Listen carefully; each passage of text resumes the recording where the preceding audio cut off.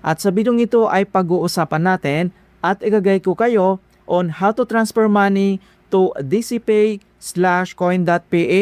from Maya Wallet. So ang next step ay kailangan mo lang mag-login or i-open mo lang dito ang yung Maya app and then click mo lang. So since gagamitin natin dito yung ating Maya wallet balance, so i-select mo lang. Then next step, dito lang sa pinakagitna, kailangan mo lang i-select dito yung bank transfer. And dito na tayo sa bank transfer.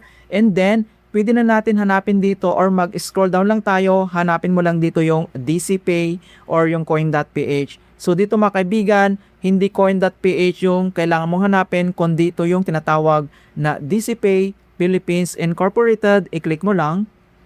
And then DCPay and then enter amount.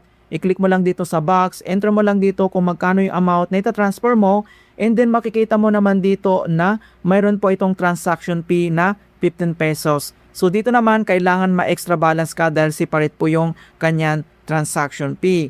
And then once nailagay mo na dito yung amount and then purpose, enter mo lang dito kung ano yung purpose mo. So pan transfer or allowance or pwedeng-pwede naman mga kaibigan, nasa sayo yan as your option kung ano yung purpose mo sa pag-transfer. Then enter lang natin.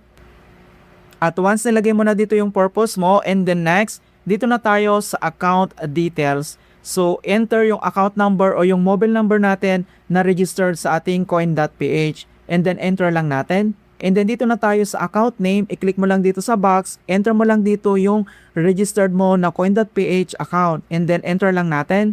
So once nilagay mo na dito yung amount, yung purpose mo, yung account details, yung account number and then yung account name, i-double check mo lang kung tama lahat yung details and then dito lang sa baba, kailangan mo lang itap dito yung continue. And then next, dito na tayo sa confirm transactions. Kapag okay na, itap mo lang dito yung transfer now. And then kailangan lang natin i-enter dito yung OTP na sinend lang dito sa ating Maya registered mobile number. Kapag na-enter mo na dito yung 6-digit na OTP and then itap mo lang dito yung verify. You're almost there. Ayan. So pwede mo naman ditong i-view yung kanyang receipt. I-click mo lang. And then naka-receive na tayo dito ng text message ni coin.ph. Ayan. So ito yung na-receive natin na cash in and successfully transfer na mga kaibigan.